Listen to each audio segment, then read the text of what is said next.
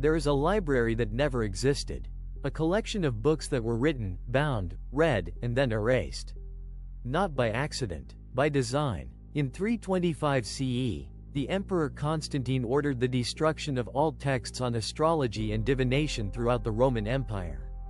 In 1233, Pope Gregory IX declared that anyone who consulted the stars for knowledge was a heretic. In 1559, the Catholic Church published the Index Librorum Prohibitorum, a list of books that Catholics were forbidden to read, on pain of excommunication. And on that list, some of the most important astrological texts ever written. This is the story of those books. Why they were banned, what was lost, and what survived, often in fragments, in code, in whispers passed from one generation of astrologers to the next. Welcome to the band Ephemeris. Before there was astrology as we know it, there was the Hermetic corpus. The writings attributed to Hermes Trismegistus, the thrice great, were the foundation of Western astrological magic. The Emerald Tablet, the Corpus Hermeticum, the Asclepius. These texts taught that the cosmos was a living organism, that the stars were not distant balls of fire but intelligences, and that the human being was a microcosm of the universe. As above, so below. This single phrase, from the Emerald Tablet, is perhaps the most suppressed idea in Western intellectual history. Because if the above and the below are connected, then knowledge of the stars is power. And power is something that institutions, religious, political, academic, do not give up willingly. The Library of Alexandria, which housed hundreds of thousands of scrolls including the complete Hermetic corpus, was destroyed in multiple waves. By Roman edict, by Christian mobs, by fire. What survived was smuggled out, to the Islamic world, to Byzantium, to the monasteries of Ireland. The irony is profound. The texts that the West banned were preserved by the very cultures the West called its enemies.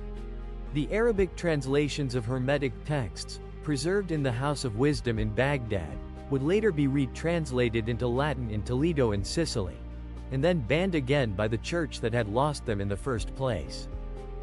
Around the year 1000 CE, in Islamic Spain, an anonymous scholar compiled a work called the Gayat al-Hakim, the Goal of the Wise. In Latin, it became known as the Picatrix. The Picatrix is the most complete surviving manual of astrological magic in the Western tradition. It contains detailed instructions for creating talismans under specific planetary hours, for invoking the spirits of the stars, for using the celestial energies to heal, to protect, to influence events on Earth. It was also one of the most banned books in history. Why was the Picatrix banned? Because it worked. The Church's problem with the Picatrix was not that its magic was imaginary. It was that the magic was real, and it operated outside Church authority. If a farmer could create a Jupiter talisman to protect his crops, he didn't need to pray to the saints. If a woman could invoke Venus to find love, she didn't need the Church's blessing. The Picatrix was condemned by the Inquisition, placed on the Index, and driven underground. For centuries, it circulated only in manuscript form, passed secretly among Renaissance magicians like Marsilio Ficino and Cornelius Agrippa. It was not published in a complete English translation until the 21st century. 1,000 years. That's how long the Picatrix waited to be freely available. 1,000 years of suppression, secrecy, and survival. In 1533, Heinrich Cornelius Agrippa published the 3 books of occult philosophy. It was the most comprehensive encyclopedia of Western esotericism ever written, covering astrology, magic, numerology, angelology, and the entire structure of the cosmos as understood by the Hermetic tradition. Agrippa was a brilliant scholar, a physician, a theologian. He was also a man who knew he was publishing something dangerous. In his dedication, he wrote, "I have written these things not to persuade, but to instruct. Not to deceive, but to warn." The Church was not amused. The 3 books were placed on the Index Librorum Prohibitorum. Agrippa spent his final years defending himself against charges of heresy. He died in obscurity, his reputation destroyed. What made Agrippa's work so threatening? It systematized what had been scattered. It showed that astrology was not a collection of folk superstitions but a coherent science of correspondences, a complete map of reality in which every star, every stone, every plant, every color, every sound had its place in a cosmic hierarchy. This was dangerous because it offered an alternative to the Church's monopoly on meaning. If you could read the stars directly, you didn't need a priest to interpret God's will for you. Agrippa's work was suppressed for over 300 years. It was not until the 20th century that a complete English edition became widely available. On February 17, 1600, in the Campo de' Fiori in Rome, a man was burned alive. His name was Giordano Bruno. His crime? He believed that the stars were not fixed in a crystalline sphere but were suns like our own, surrounded by their own planets, inhabited by their own beings. Bruno was an astrologer, a magician, a hermetic philosopher. He believed that the universe was infinite, that there was no center, that God was immanent in all things, including the stars. He wrote works of extraordinary astrological sophistication, De Immenso, De Monade, De Triplici Minimo. Books that combined astrology with mathematics, with memory arts, with a vision of cosmic unity that was centuries ahead of its time. Bruno's art of memory was itself an astrological system. He taught that by arranging images according to planetary and zodiacal patterns in the mind, one could access the entire structure of the cosmos. The stars were not just out there. They were a technology of consciousness. The Church understood this. They didn't just kill Bruno for saying the Earth moved. They killed him for saying that the cosmos was alive, that the stars were gods, that humanity could access divine knowledge directly through astrological practice. As the flames rose around him, Bruno reportedly refused the crucifix offered by his executioners. He turned his face to the stars. Johannes Kepler is remembered as one of the fathers of modern astronomy. His laws of planetary motion are taught in every physics classroom. What is not taught is that Kepler was also a professional astrologer, and that his astronomical discoveries were driven by his astrological beliefs. Kepler believed that the planets' movements created a music of the spheres, a celestial harmony that could be heard not with the ears but with the soul. His third law, relating planetary periods to their distances, was discovered not through pure mathematics but through his search for astrological harmonies. Kepler's astrological writings were deliberately suppressed, not by the Church, but by later historians who wanted to present him as a pure scientist. His book De Fundamentis Astrologiae Certioribus, on the more certain foundations of astrology, was ignored for centuries. His 800 personal horoscopes, preserved in the Russian Academy of Sciences, were not studied until the 21st century. The Kepler paradox is this: the man who gave us the laws of planetary motion believed that those motions had meaning. That the geometry of the heavens was not random but purposeful. That the stars spoke. Kepler's work was on the Index Librorum Prohibitorum from 1621 to 1835, over 200 years. The Church could not accept that a heliocentric universe could have astrological meaning. And the scientific establishment could not accept that a great astronomer could believe in astrology.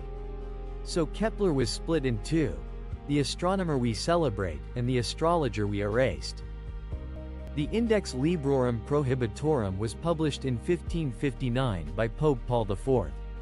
It was not a suggestion. It was a command. Catholics who read, possessed, or distributed books on the Index faced excommunication, the loss of their salvation. The Index was updated regularly. The last edition was published in 1948. It was not abolished until 1966, within living memory. Let's read some of the names on that list. All works of astrology that predicted specific future events, banned. All books on divination, magic, and occult philosophy, banned. The works of Cornelius Agrippa, banned 1559. The works of Paracelsus, banned 1559. The works of Giordano Bruno, banned 1603. Kepler's Epitome of Copernican Astronomy, banned 1621. All Hermetic texts, effectively banned through the prohibition of magical works.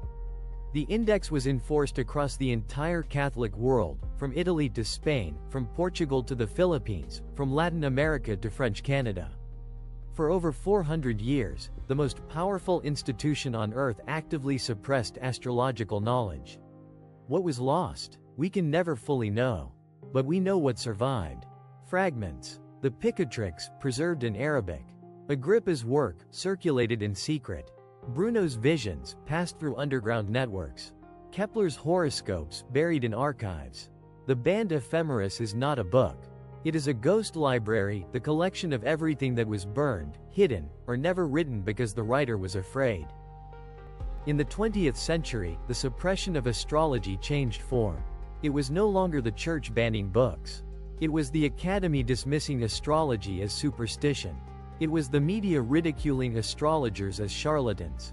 It was the scientific establishment declaring that the stars had no influence, without ever actually testing the hypothesis. The irony is exquisite. The same universities that taught Kepler's laws refused to teach his astrology. The same psychology departments that studied Jung's archetypes refused to study his astrological research. The same historians who studied the Renaissance refused to take its magic seriously. This was a different kind of banning. Not by fire, but by dismissal. Not by the index, but by the peer review system. Not by excommunication, but by professional exclusion. In 1953, the French historian Frances Yates began publishing her groundbreaking work on the Hermetic tradition. She showed that the scientific revolution could not be understood without understanding the magical and astrological currents that drove it. She was initially dismissed by mainstream historians. Today, she is recognized as a pioneer. The academic blackout of astrology is ending, but slowly. Very slowly.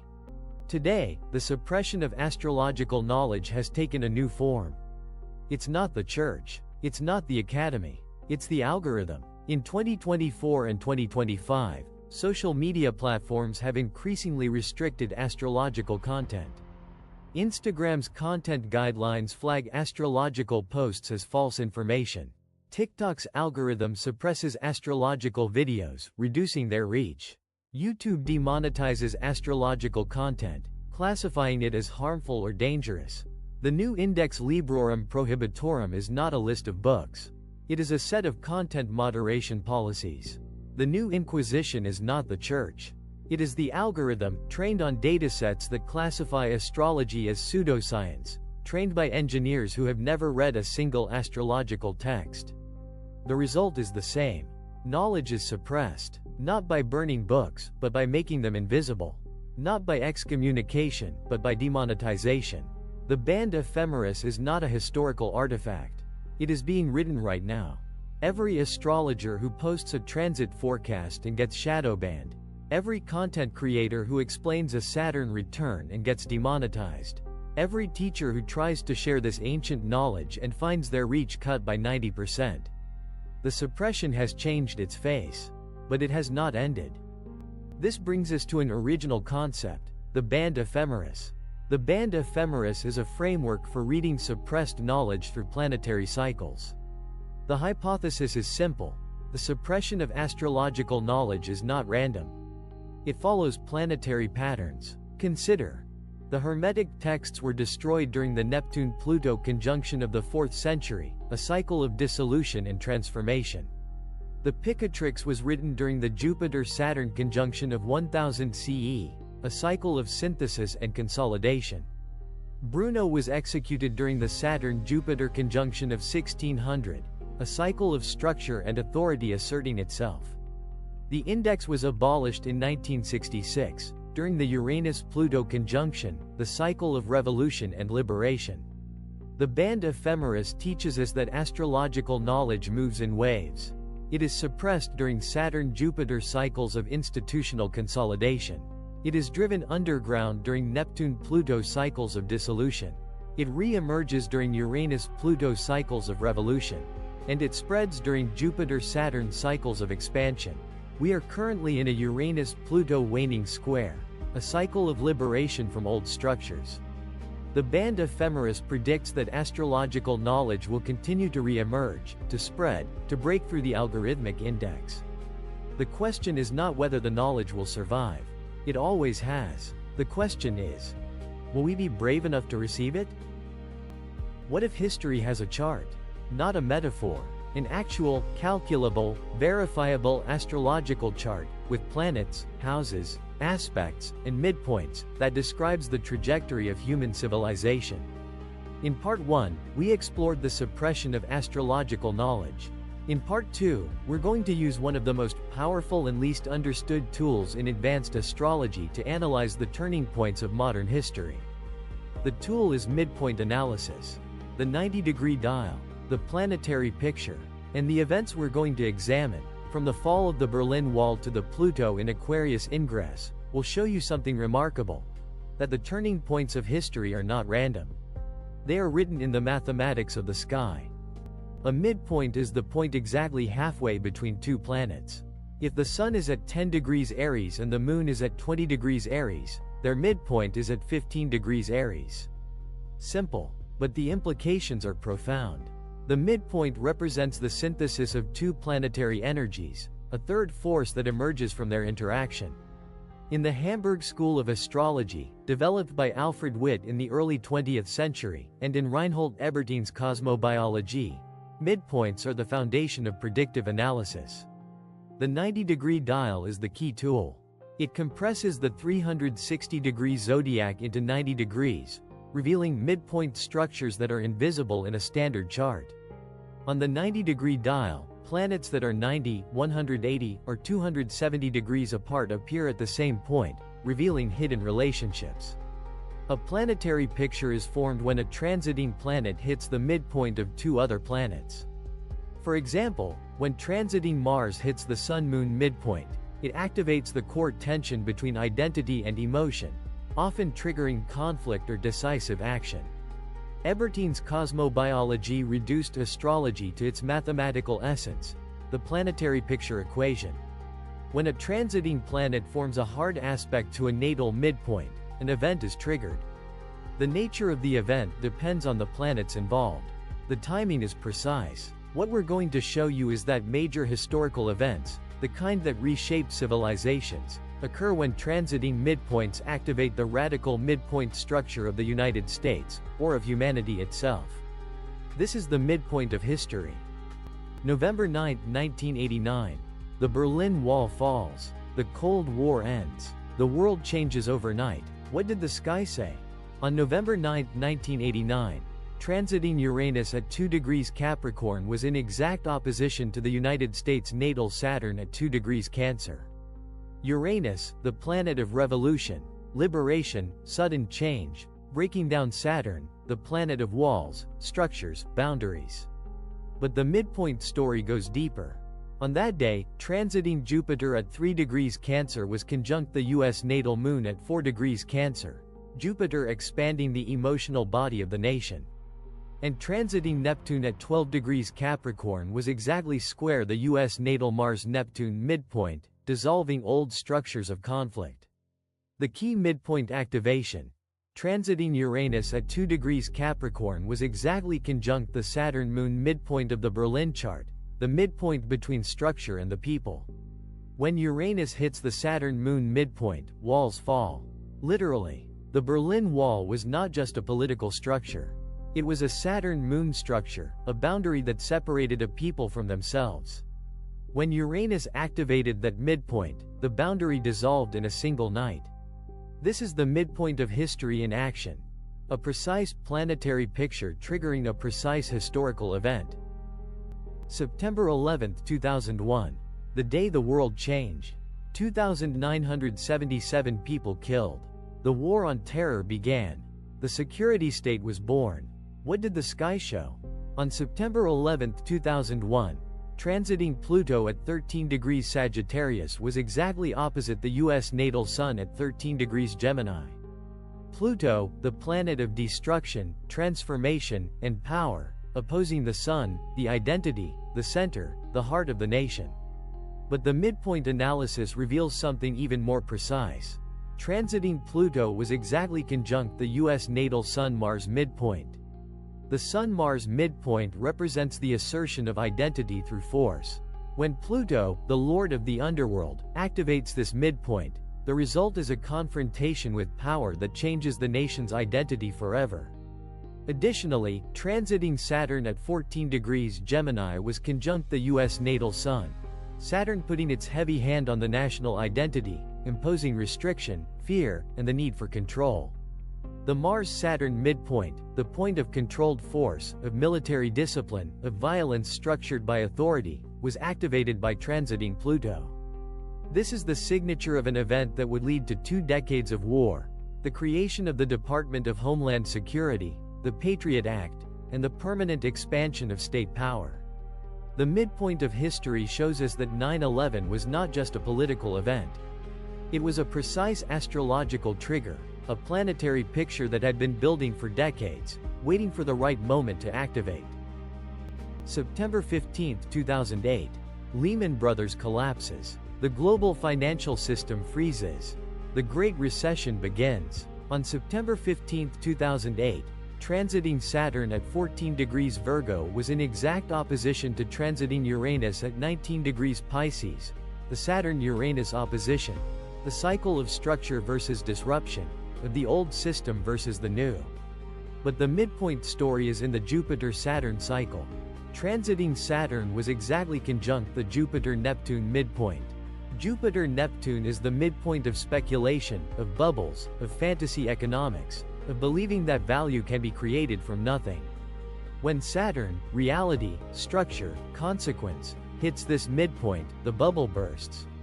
The Jupiter-Neptune midpoint had been activated by the Jupiter-Saturn conjunction in 2000, the same conjunction that marked the peak of the dot-com bubble. 8 years later, Saturn returned to collect the debt. This is the midpoint of history's predictive power. The Jupiter-Neptune midpoint was activated in 2000, creating the conditions for speculative excess. Saturn's transit to that midpoint in 2008 triggered the collapse. The seeds of the crash were visible in the sky 8 years before they manifested on Earth. January 2020. A novel coronavirus emerges in Wuhan, China. Within months, the world is in lockdown. Millions die. The global economy grinds to a halt. The astrological signature of COVID-19 is unmistakable.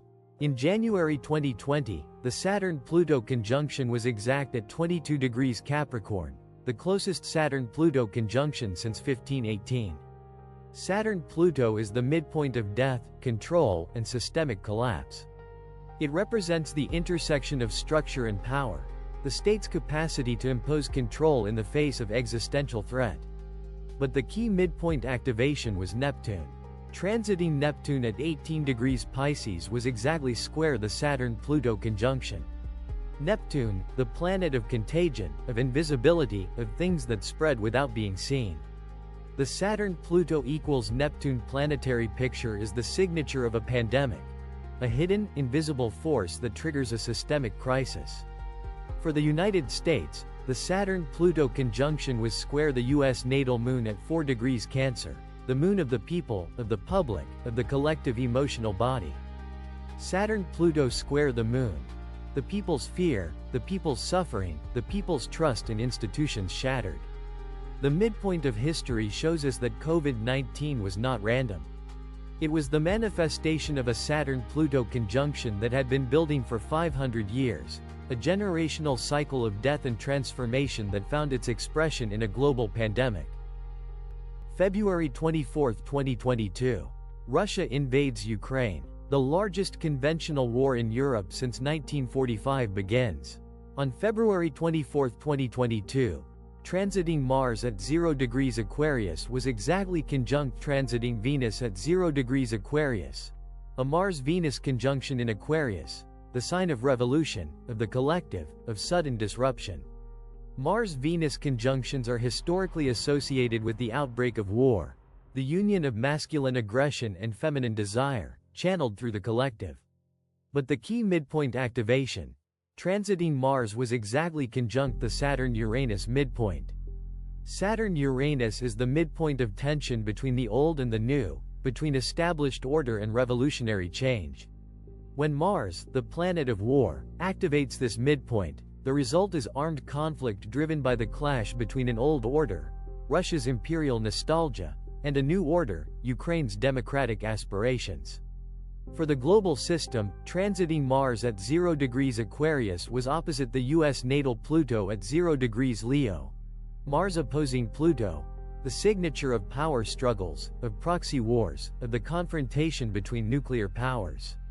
The US Pluto at 0 degrees Leo, the fixed fire of American power, was directly challenged by Mars in Aquarius, the collective warrior. The midpoint of history reveals that the Russia-Ukraine war was not a spontaneous event. It was the activation of a Saturn-Uranus midpoint that had been building since the dissolution of the Soviet Union, the unresolved tension between the old world and the new, finally triggered by Mars. On November 19, 2024, Pluto entered Aquarius for the first time since 1778. It will remain in Aquarius until 2044. A 20-year transit that will reshape every structure of human society. Pluto in Aquarius is not just a transit. It is a midpoint activation of the highest order. Pluto, the planet of death, transformation, and power, in Aquarius, the sign of technology, revolution, and the collective, creates a planetary picture that will define the next 2 decades. The Pluto in Aquarius ingress activates the Uranus-Pluto cycle, the 120-year cycle of revolutionary transformation. The last Pluto in Aquarius transit, from 1778 to 1798, saw the American and French revolutions, the birth of modern democracy, the Industrial Revolution.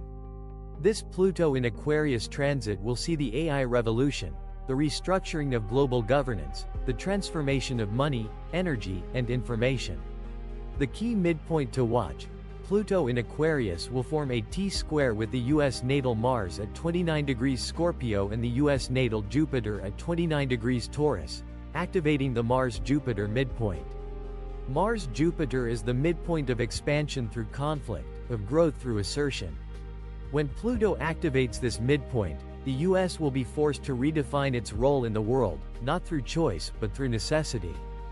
The midpoint of history predicts that the Pluto in Aquarius transit will be the most transformative period for human civilization since the Industrial Revolution. The structures that survive will be those that can adapt. The structures that cannot will be dismantled by Pluto, the great dismantler. August 2026. Where do we stand? As of August 2026, the sky presents a complex and intense midpoint structure. Saturn is at 0 degrees Aries, the beginning of a new Saturn cycle, the seed of a new structure of authority.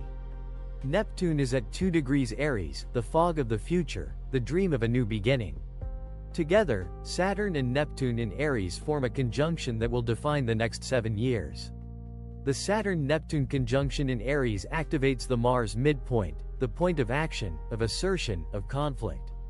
Saturn-Neptune is the midpoint of disciplined vision, the ability to manifest dreams in reality.